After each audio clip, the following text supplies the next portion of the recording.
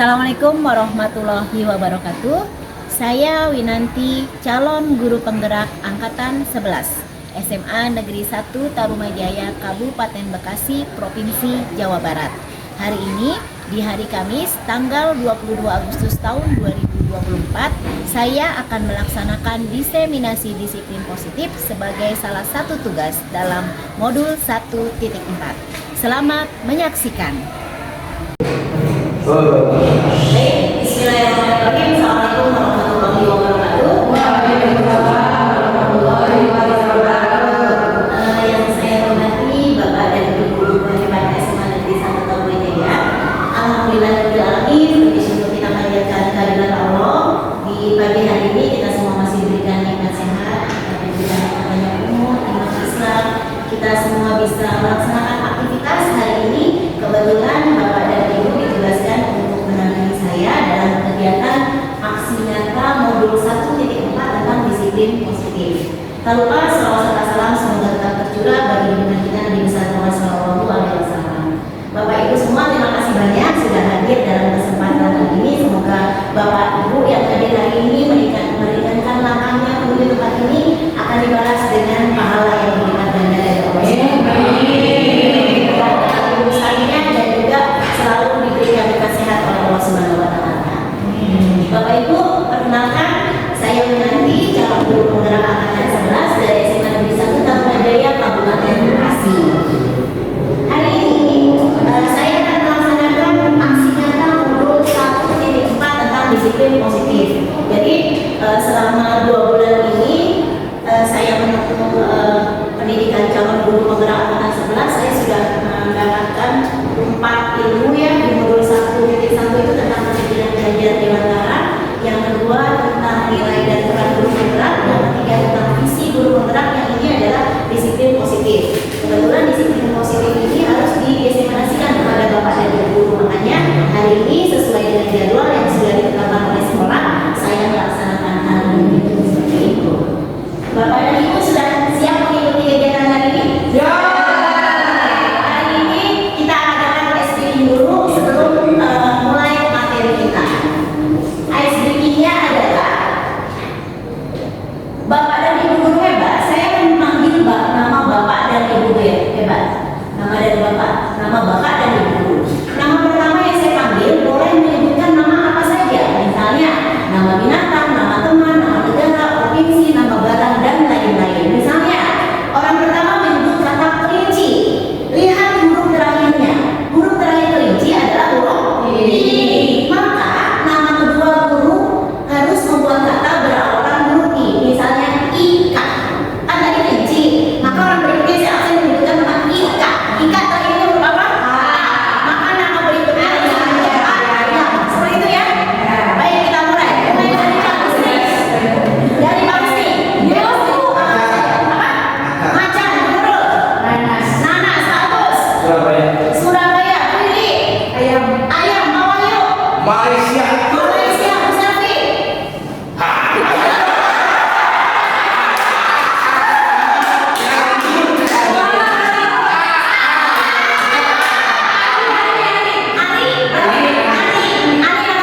Oke, bicara. Ikan, Bambul,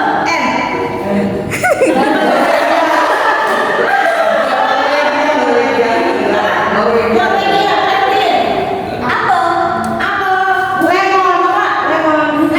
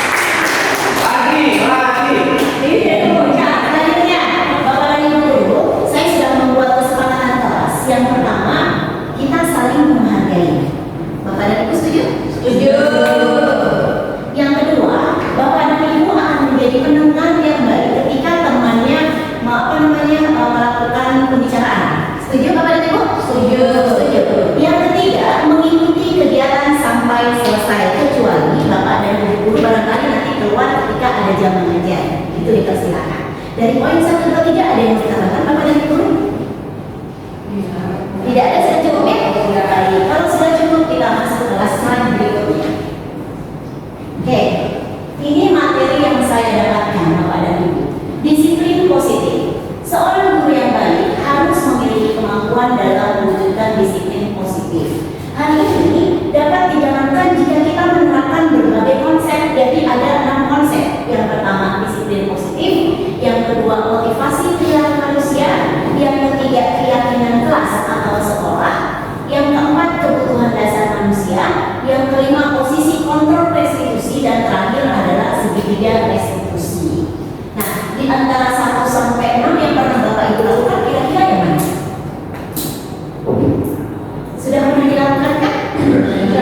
Sudah. Yang mana? Poin nomor berapa Bapak Ibu? Nomor 2. Motivasi perilaku manusia. Selain motivasi nomor 2, barangkali Bapak dan Ibu pernah melakukan yang mana? Tidak.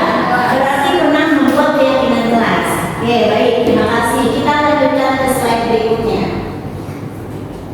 Disiplin positif adalah cara penerapan yang mengajarkan anak bertanggung jawab dan menumbuhkan kesadaran diri berdasarkan nilai-nilai kebajikan.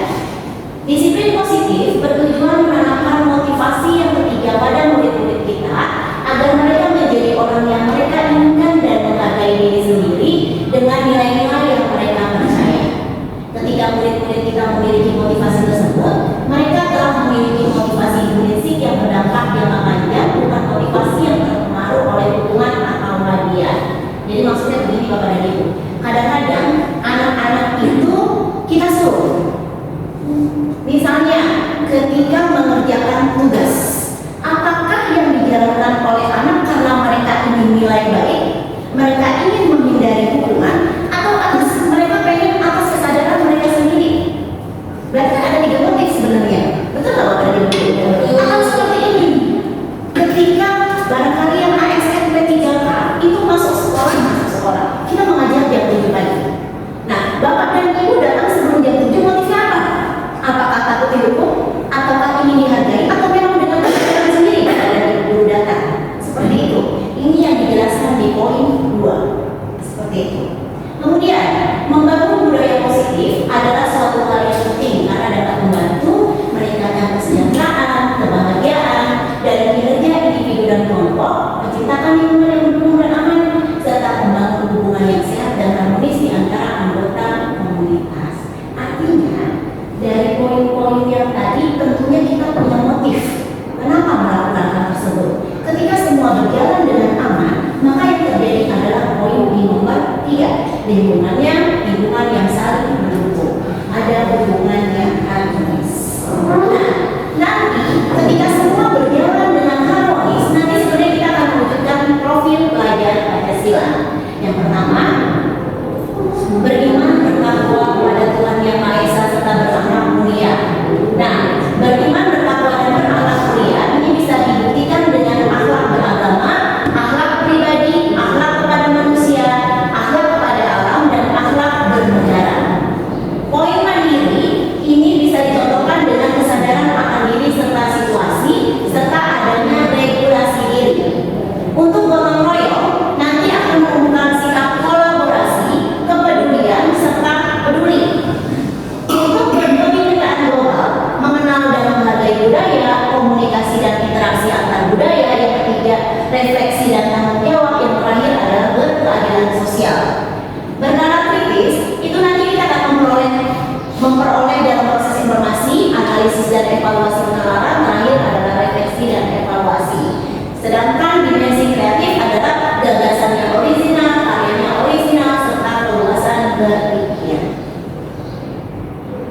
Nah, ini yang tadi saya sebutkan. Motivasi perilaku manusia, baik siswa, baik guru, maupun di lingkungan masyarakat. Pertama, kita berbuat baik kadang-kadang untuk menghindari ketidaknyamanan. Yang kedua, kita ingin mendapatkan imbalan atau penghargaan dari orang lain. Yang ketiga, untuk menjadi orang yang mereka inginkan dan menghargai diri sendiri dengan nilai yang mereka percaya. Menurut Bapak dan Ibu, kira-kira dari 3 ini yang paling bagus yang mana? Nomor 3. Nomor 3. Bapaknya bisa berpendapat seperti itu, kenapa Pak?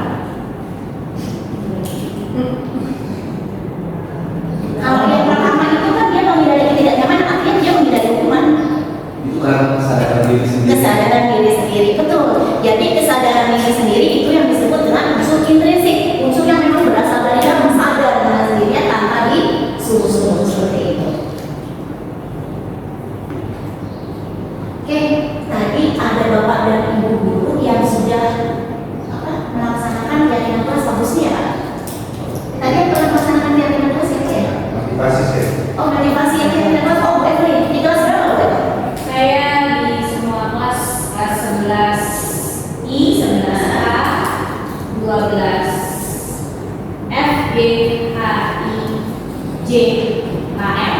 Oke, baik, berarti hampir di semua kelas yang sudah ada kuliah sudah membuat keyakinan kelas.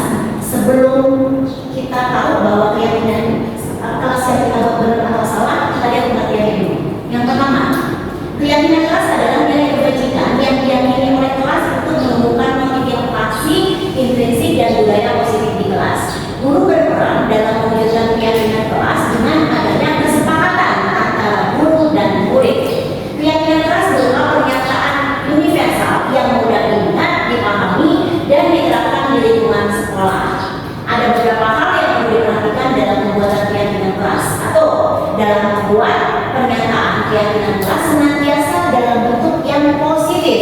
Jadi jangan membuat kalimat pernyataan yang negatif. Jadi dari pernyataan jangan, tidak boleh, itu nggak boleh. Jadi kalimatnya itu harus positif.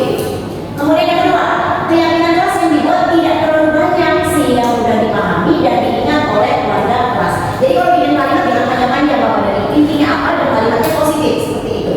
Yang ketiga, keyakinan kelas yang dibuat seharusnya yang dapat diterapkan di lingkungan kelas. Semua warga kelas harus berkontribusi melalui surat pendapat dalam pembuatan keyakinan kelas. Dan yang kelima adalah keyakinan kelas dapat ditinjau kembali dari waktu ke waktu. Nah, bagi Bapak dan Ibu, ini kemarin kami belajar tentang membuat peraturan. Dan membuat peraturan itu kan ada kalimat yang masih negatif. Nah, dari negatif itu kita ubah jadi kalimat positif dan apa nilai kebajikan yang ada di situ. Misalnya, ada yang bisa memberikan contoh kalimat negatif Bapak dan Ibu? Tidak boleh terlambat. Tidak boleh terlambat. Itu kalimat positif atau negatif? Negatif. Negatif. Nah, kalau tidak boleh terlambat, kita ganti menjadi kalimat positif seperti apa? Datang tepat waktu. Nah, datang tepat waktu. Nilai kebajikannya adalah nilai Tepat waktu. nilai kedisiplinan. Seperti itu Bapak dan Ibu. Oke, jadi 10 peraturan. Misalnya yang pertama, jangan memarahi di depan umum. Pernah nggak Bapak dan Ibu melakukan ini? Kadang-kadang kan kita kesel ya anak ya. Kadang-kadang dia membuat kesalahan, kita lagi banyak pikiran. Pernah nggak marahin anak di depan umum? Di depan umum? Sering. Nah, Pak Musi kira-kira motif apa yang Bapak lakukan sehingga Bapak marah kepada siswa di depan umum? Ya karena banyak sesuatu yang tadi Karena ada faktor internal ya, atau faktor eksternal. Faktor eksternal. Nah, jadi pernah ya Pak ya, kalau Bapak dan Ibu yang lain pernah? Sering tuh ya? Pernah Pernah juga. Nah, kelas 10.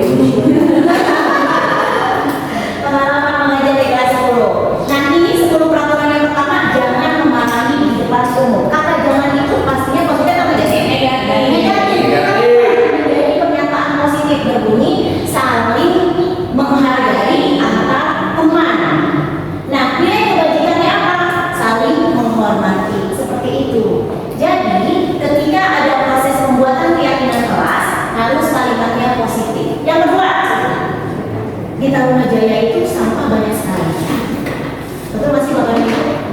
Nah, kalimat keyakinan kelas yang pertama adalah jangan buang sampah sembarangan. Kata jangan itu luasnya positif atau negatif? Negatif. Maka kita ganti menjadi kalimat positif menjadi apa? Buang sampah pada tempatnya. Nilai kebajikannya apa ketika kita melakukan itu? Nilai kebersihan. Seperti itu. Ini contoh-contoh. Yang ketiga, jangan mencoret-coret tembok sekolah. Pernah dilakukan siswa kita? Pernah. Sering? Oke, jangan mencoret-coret tembok sekolah. Maka kalimat positifnya adalah menjaga fasilitas sekolah. Apa nilai kebajikannya? Ketertiban supaya tertib. Seperti itu. Yang keempat, boleh bantu baca. Bu ini poin keempat. Kelihatan. Ada yang itu kelihatan dari belakang Bapak dan Ibu poin keempat bacanya?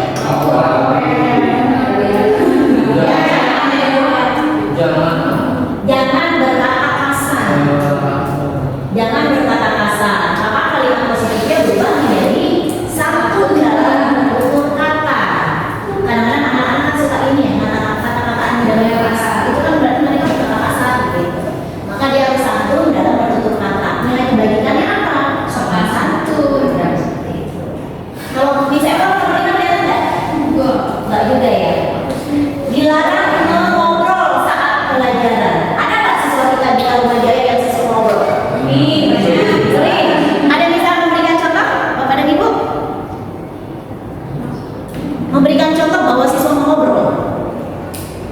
Ada yang bisa menjelaskan? Oh iya, pengaruhnya seperti apa Bu aja Bro? Ketika kita memeriksa materi menjelaskan dari cara kasih kontrol. Oke. Nah, berarti untuk poin nomor 5 dalam ngobrol pada saat jam belajar, karena kalimat positifnya adalah menghargai guru saat menjelaskan pelajaran. Apa nilainya?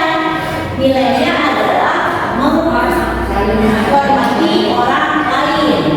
Poin nomor 6, ini dilakukan berlarian di kelas. Jadi kebetulan tim saya itu ada guru SD yang namanya anak SD kan suka lari-larian aktif sekali, beda dengan anak SMA ya. Ini contohnya adalah dilarang berlarian di kelas. Maka kalimat positifnya adalah duduk manis di kursi masing-masing. Nah, nilai kebaikannya apa? Ada ketertiban atau kedisiplinan. Yang ketujuh, dilarang mengaktifkan HP saat jam belajar. Bapak dan Ibu lakukan itu? Bukan, terhadap anak-anak apakah ada keyakinan kelas yang berbeda seperti itu?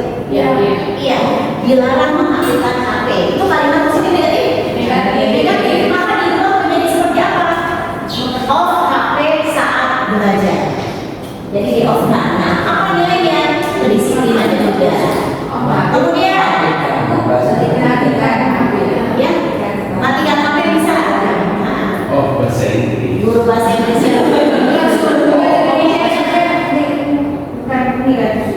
Iya, boleh kan itu. Letakkan handphone di dalam tas. bisa. Kenapa bisa? Ini kan cuma sekedar contoh, nanti kita bisa menggunakan sendiri. Yang penting kalimatnya positif. Terus 8, dilarang memakai aksesoris berlebihan di dalam kelas. Ada nggak Bapak dan Ibu siswa kita aksesorisnya berlebihan? Gimana? Kan dilarang memakai aksesoris berlebihan. Ada nggak siswa kita yang aksesoris berlebihan? Ah, iya, dia pakai perhiasan, pakai cincin, pakai kalung, pakai gelang barangkali ya. Nah, maka dilarang itu negatif ya. Maka diganti menjadi sederhana dalam berpenampilan. Maka nilai kebaikannya adalah sopan santun. Kemudian yang 10, dilarang membuli. Adakah sesungguhnya di sekolah kita?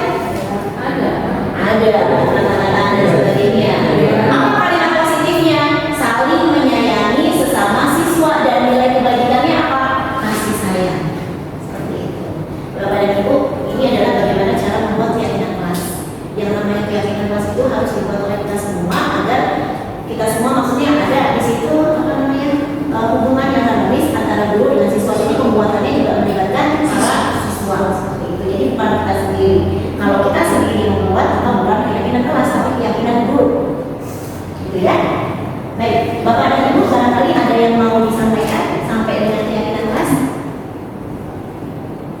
Tidak ada? Saya nanti Bapak Ibu. Ah, iya. Tadi yang kita SPP. Bapak dan Ibu udah duduk pada ya? Sudah. Berarti Bu Desi nggak ada pasangannya. Atau Bu Desi sama saya di depan? Baik.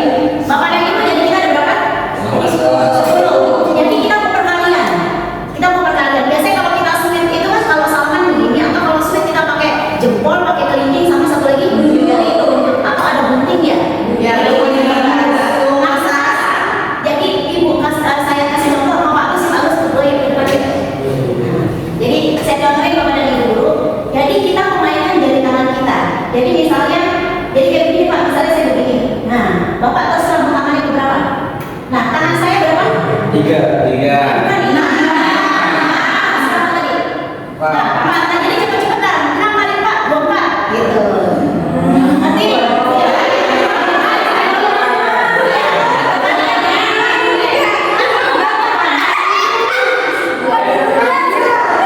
jadi boleh pakai satu tangan, boleh pakai 2 tangan. Yuk, kita mulai lagi. Contoh ini Bapak Ibu ya. 1, 2, 3, 5 kali 5. Boleh 5. Paham ya Bapak Ibu?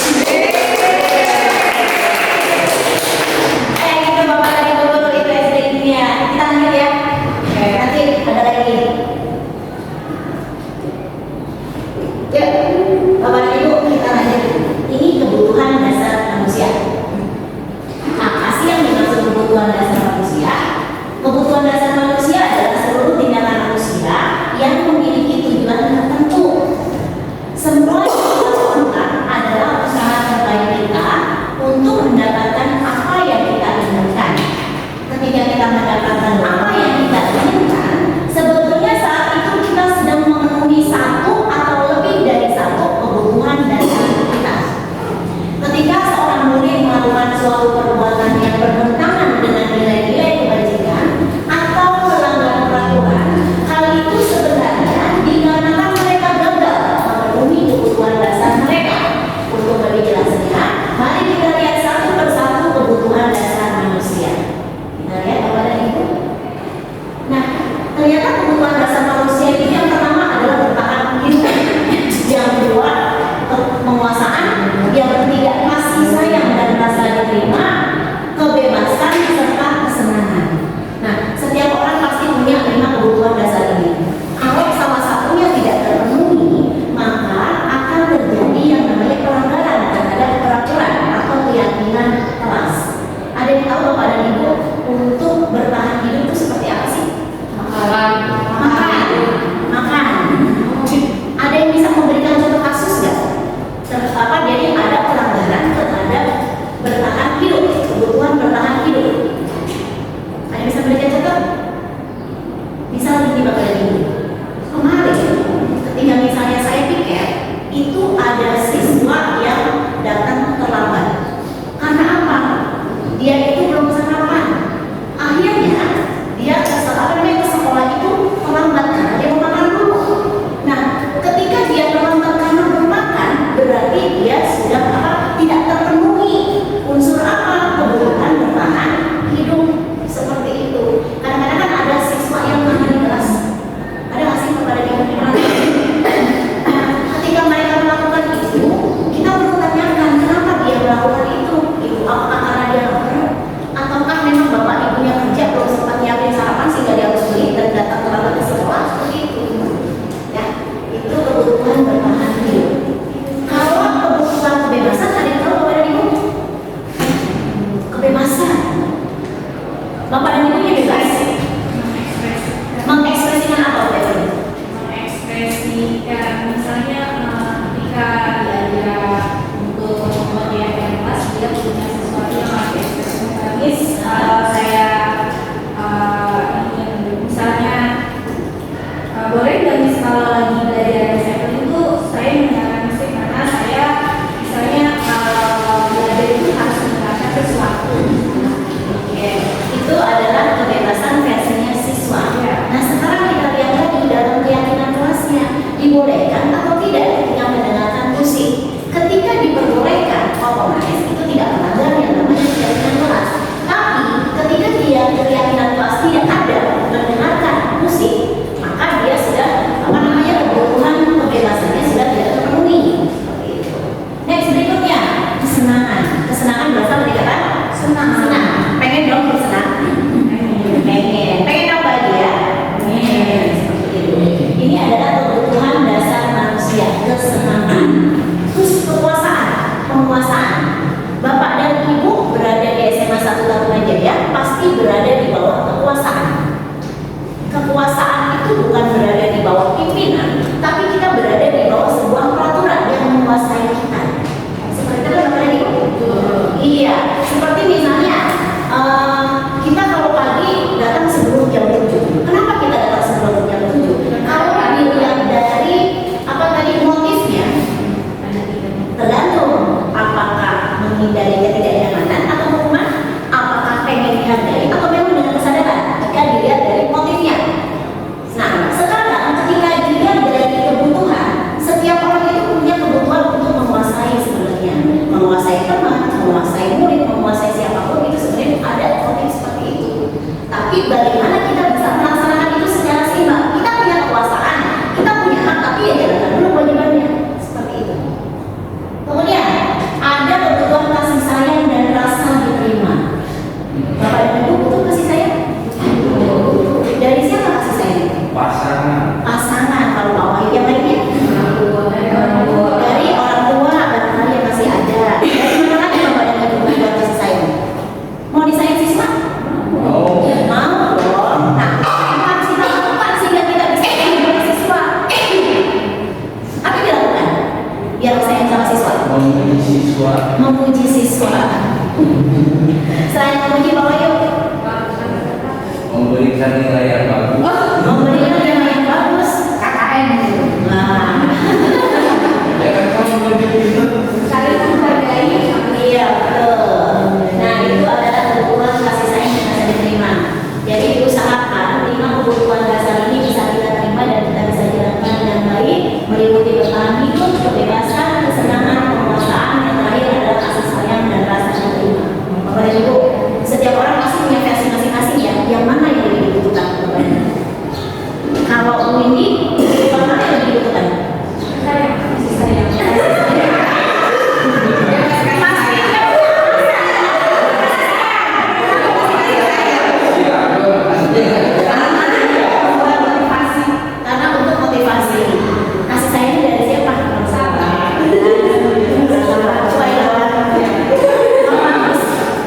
hidup. Bertahan hidup. Kenapa dia yang bisa.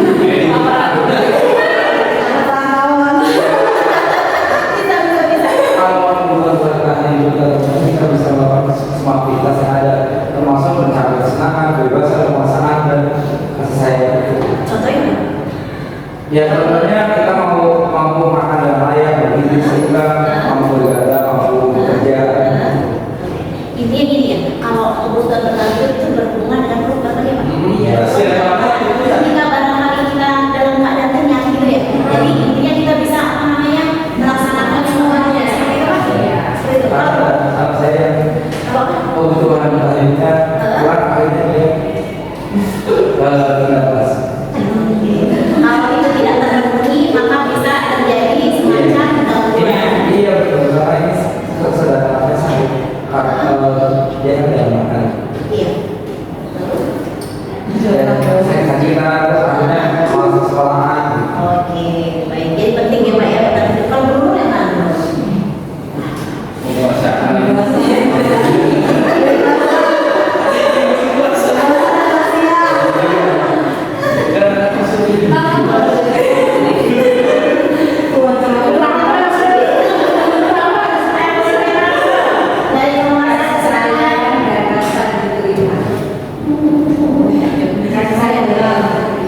Kalau sampai itu orang.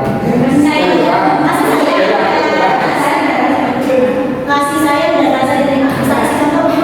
Rasa kasih sayang itu kan bukan anak kecil kepada orang tuanya, bukan cuma itu aja. Kasih sayang itu banyak dan luas dan merasa diterima itu. Kadang ada seseorang itu yang merasa tidak diterima di mana dia berada, merasa tersisihkan itu kan. Ada seperti itu. Dan rasa kasih sayang itu terus menerus manusia itu selalu membutuhkan. Oke, baik. Berarti dari lima yang kebutuhan saya terima. Kalau Kebebasan. kebebasan, Pak Musni itu kebebasan.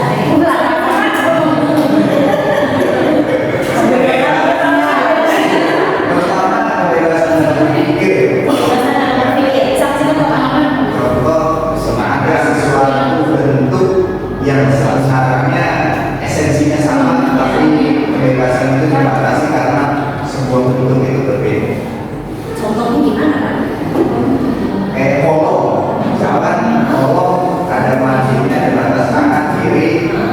Sebenarnya kan isi di dalam kolom itu hanya kotak-kotak, tapi kotak itu bisa dibesarkan, bisa dikecilkan. Maksudnya ini sebuah Pak,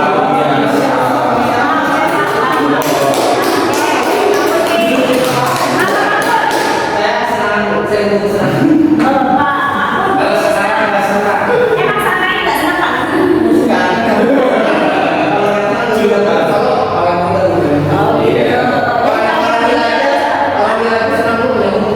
Panjang umur. Kalau misalnya Mungkin kebebasan mungkin. kebebasan juga berarti sama Bapak Musni. Gimana? Kebebasan dalam berpendapat, kebebasan dalam berargumen, untuk mengungkapkan apa isi pikiran kita. Oke. Versinya misalkan kebebasan. Kalau Bu Selvi yang mana Bu Selvi? Kebebasan Kebebasan juga. Pengen bebasnya kayak gimana Bu Selvi? sama kayak besar, tapi bebas pendapat. Bebas berpendapat.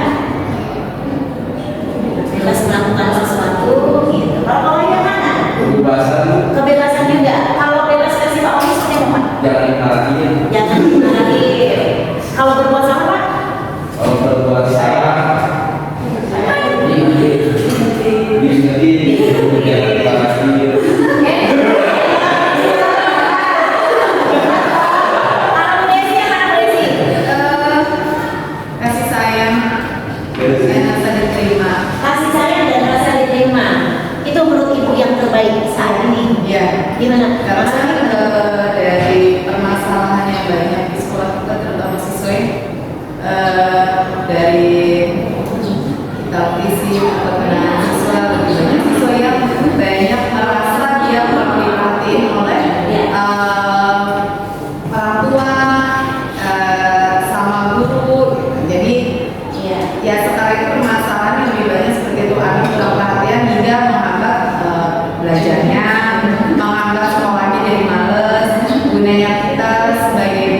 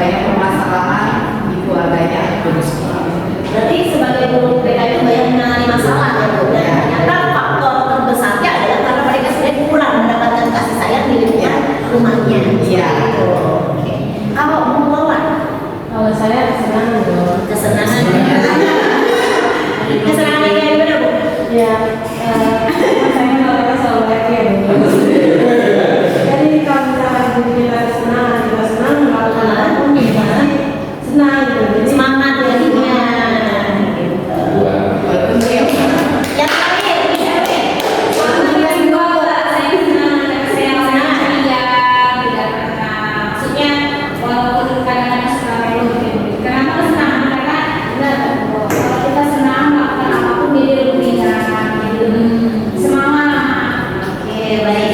Yuk, Bapak dan Ibu, terima kasih tepuk tangan buat kita semua. Baik, cuma kebutuhan dasar manusia. Oke, Bapak Ibu. Ini adalah posisi kontrol seorang guru. Jadi, sebagai seorang guru itu sebenarnya kita punya kontrol terhadap siswa. Guru bisa sebagai seorang penghukum, bisa sebagai pembuat merasa bersalah, bisa sebagai teman, bisa sebagai pemantau, bisa sebagai seorang manajer. Yang pertama, dari kelima posisi kontrol seorang guru yang terbaik, ini adalah manajer. Nah, sekarang kita mulai dari penghukum dulu deh. Sebelum saya ke bawahnya, kita ke penghukum. Pernah nggak Bapak dan Ibu menghukum siswa? Menghukum siswa pernah? Menghukum itu disebabkan karena apa Pak Wahyu? Misalnya anak tidak memakai baju olahraga. Anak tidak memakai baju olahraga, langsung Bapak hukum.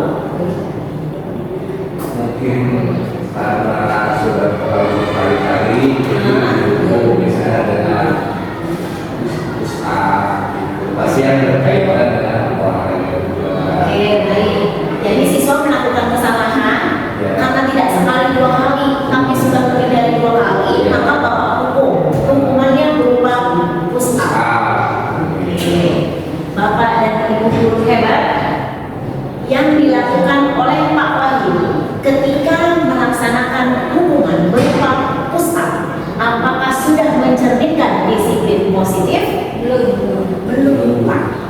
Yang Bapak lakukan bukan salah tapi tidak tepat. Ya, tidak tepat. Jadi sebenarnya ketika kita melaksanakan tindakan penghukum, itu adalah tindakan yang tidak baik. Guru tidak seharusnya. Atau pernah ada pengalaman dari Bapak dan Ibu guru selain Pak Wahyu yang pernah menghukum siswa? Iya, ini silakan Bu. Sebenarnya dari ini bukan hukuman, tapi sudah kesepakatan yang kita lakukan yang di bagian yang jelas, tapi tidak boleh terlihat lama atau harus dalam waktu. Iya. Jika anak sudah melebihi waktu yang sudah kita sepakati, bisa 10 menit, maka anak harus melakukan konsekuensi apa yang sudah mereka sepakati. Nah, seperti itu. Nah, jadi gini Bapak dan Ibu guru, betul apa yang dikatakan di Evelyn. Penghukum bisa dilakukan ketika memang itu merupakan salah satu bentuk konsekuensi dari kesalahan yang sudah dibuat dan itu dibuatkan kesepakatan kelas atau keyakinan kelas yang dilakukan oleh guru dengan siswa. Ketika Pak Wahyu menghukum tanpa ada keyakinan kelas yang dibuat, tanpa ada kesepakatan dengan siswa, maka Pak Wahyu salah. Seperti itu. Yang kedua, pembuat rasa bersalah. Jadi Bapak dan Ibu melakukan sesuatu sehingga siswa itu merasa bersalah banget. Pernah nggak gitu? Siswa merasa sangat itu seperti apa? Dia membuat refleksi kepada diri siswa dengan apa tindakan yang dia sudah lakukan, sehingga dia melihat tentang dirinya, orang lain, dan masa depan. Bisa kasih contoh Pak? Ya, misalnya dia tidur sangat terus atau saat dijelaskan atau sedang konsentrasi dia malah muncul ide dan berngobrol dengan temannya sendiri, terus dengan membuat orang merasa bersalah itu efeknya ya, yang dibuat visualisasi yang diberikan sebuah gambaran kepada kita sehingga dia merasakan sebuah pemahaman, sebuah rasa yang sebelum terjadi tapi sudah ditarik ke depan. Jadi perasaan yang ke depan yang belum dirasakan ditarik ke sekarang ini sehingga dia berusaha seperti menonton film tentang dirinya dia dan dia menyadari keadaan. Baik, terima kasih Pak Kusnya pendapatnya. Boleh, silakan. Tadi kan untuk kesepakatan internasional kan kita cuma peraturan kelas ya, tidak ada konsekuensi kalau saya tidak mengerjakan tugas, misalnya konsekuensinya begini di kesepakatan Boleh Bu, boleh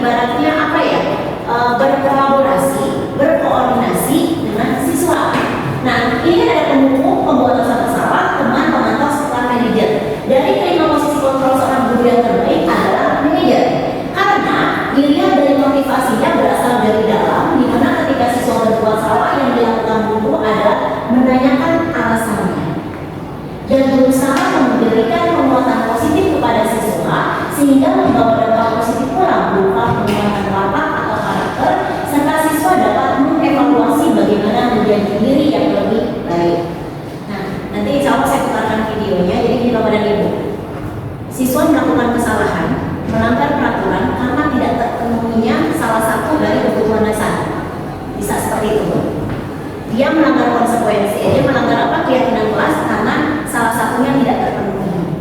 Nah, kebetulan saya kemarin ambil contoh siapa ya? Oh, Nabil kelas 12D. Ada wali kelas 12D di sini? Ya, ada ya. Nah, Nabil ini pernah ketahuan membawa rokok. Rokoknya dimasukkan ke dalam tas. Nah, ketika itu yang dilakukan Nabil itu kan sebenarnya sudah bertentangan, sudah melanggar yang namanya peraturan sekolah. Barangkali kalau di keyakinan sekolah, ada juga keyakinan kelas seperti itu. Nah, sebagai guru yang baik itu tidak langsung menegur di dalam kelas, tapi panggil anaknya di suatu ruangan, kita ajak ngobrol berdua. Yang pertama kita lakukan adalah satu. Nah, kita masuk ke segitiga restitusi. Segitiga restitusi adalah suatu proses dialog yang dilaksanakan oleh guru agar dapat menghasilkan murid yang mandiri dan bertanggung jawab. Terdapat 3 tahapan segitiga restitusi. Yang pertama, menstabilkan identitas. Yang kedua, validasi kesalahan. Yang ketiga, menanyakan keyakinan. Jadi ada 3 hal ini yang kita lakukan ketika siswa sudah melanggar keyakinan kelas atau keyakinan sekolah. Penjelasannya adalah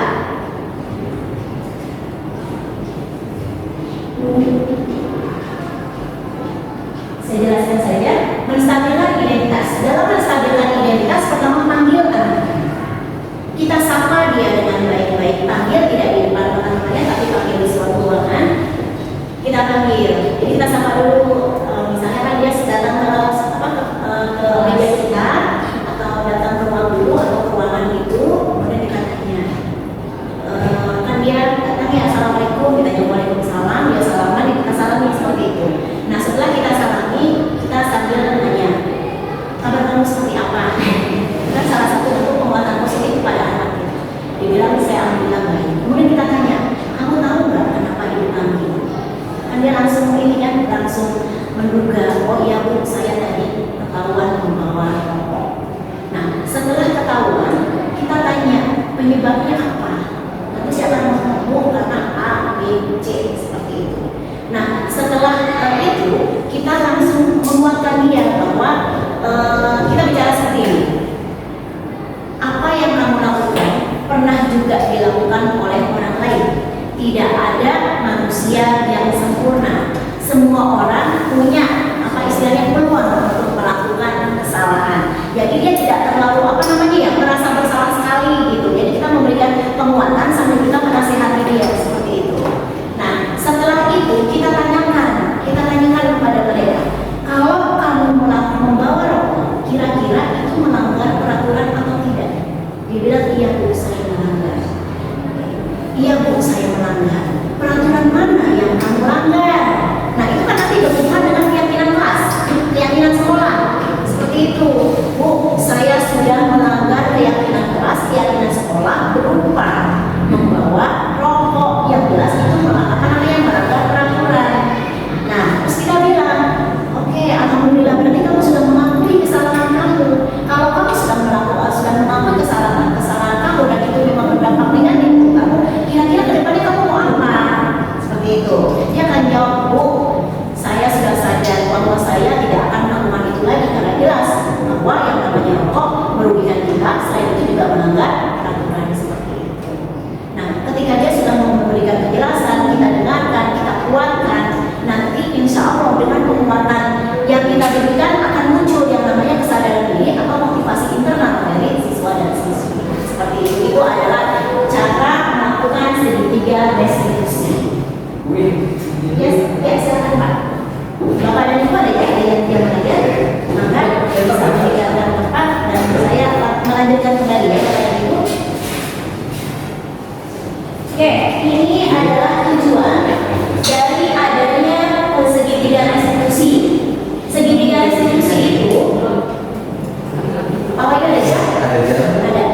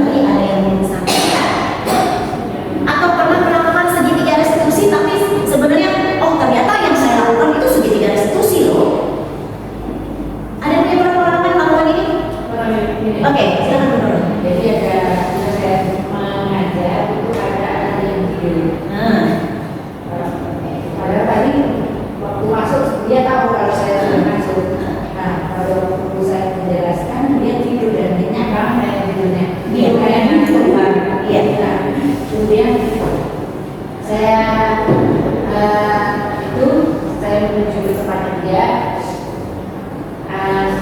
Pelan-pelan saya terus kemudian dia mau kaget karena saya bangunin. Dia kayak ketakutan pada waktu dia mau bangun dari lama tapi saya bangunin. Terus saya tahu pasti dia ngantuk karena sesuatu hal. Terus saya tanya kenapa kamu itu malam nggak sering main game atau kamu membantu orang tua di malam hari bekerja terus bilang kan dia kalau dia memang bekerja di malam hari sebagai server pokoknya dia nungguin server malam hari sampai katanya jam 1 jam 12. Akhirnya nggak apa-apa, kamu kerja nggak apa-apa, untuk membantu kalau itu memang membantu orang tua. Ya, jadi bisa nggak kalau kamu kerjanya bisa di jam ini, maksudnya nggak sampai jam 12 gitu, misalnya jam 10 gitu kamu sudah selesai atau jam 11 paling lambat itu jam 11 langsung dari saya. Bisa nggak seperti itu kamu nego kamu atau bisa ya depan besok kamu nego orang tua kamu kan harus belajar juga dia harus membagi waktu kamu nggak bisa begini terus kamu karena kamu tidak kalau misalnya saya mengajarkan ke kamu menjelaskan terus kamu nggak tahu apa yang menjelaskan dia sibuk akhirnya dia berjanji besok dan akan nego ke orang tuanya besok sampai jam 11 saja kecuali kalau ada satu minggu sampai satu sampai dua karena dia sendiri perjanjian itu dan dia besoknya dia nggak ngantuk ada kita sudah dan di samping itu saya menjelaskan ke dia juga bahwa kesehatan juga nggak bagus jam 11 ke atas itu kalian tidak tidur. Terima kasih Bu Nurul. Bapak Ibu, yang dijelaskan oleh Bu Nurul bahwa itu anak menjaga server. Kira-kira dia tidak terpenuhi kebutuhan yang mana Bapak Ibu? Kerja sampai jam 12 malam. Iya. Itu kira-kira tidak terpenuhi sampai kemudian dia bangunnya kesiangan. Iya. Itu tidak terpenuhi yang mana? Bertahan hidup. Bertahan hidup. Masuknya ke situ. Kebebasan masuknya. Jadi gini Bapak Ibu. Ini kan dia kerja malam sebenarnya. Dia kerja malam sampai jam 12, akhirnya besoknya itu kesiangan. Setiap orang pasti punya kebebasan kan, tapi kan harusnya kebebasan itu yang bertanggung jawab gitu. Nah, yang paling tepat untuk menguasai anak yang mana? Penguasaan waktu. Penguasaan terhadap waktu. Berarti kalau di situ masuknya ke dalam manajemen waktu. Manajemen waktu. Nah, kalau dilihat dari 5 kebutuhan ini, dasar kira-kira kalau tidur itu masuknya ke mana? Yang mana? Kesenangan. Jadi tiap orang pasti punya versinya masing-masing ya, tergantung dari sudut pandang mana gitu. Nah, kalau kebutuhan tidur kan itu sebenarnya hidup tidur yang baik itu kan tidur yang 8 jam sehingga kemudian dia menjadi sehat ya. Kalau kita masuk ke dalam bertahan hidup Bapak dan Ibu bisa atau kurang tepat ya? Bertahan hidup jam ada. Jadi bertahan hidup akhirnya bebas pada tidur. Dia sampai bekerja malam kan berarti dari orang tuanya masukan khususnya berarti ada faktornya baik internal maupun eksternalnya juga. Karena dia pun seperti dia. Iya, seperti itu. Baik, Bapak dan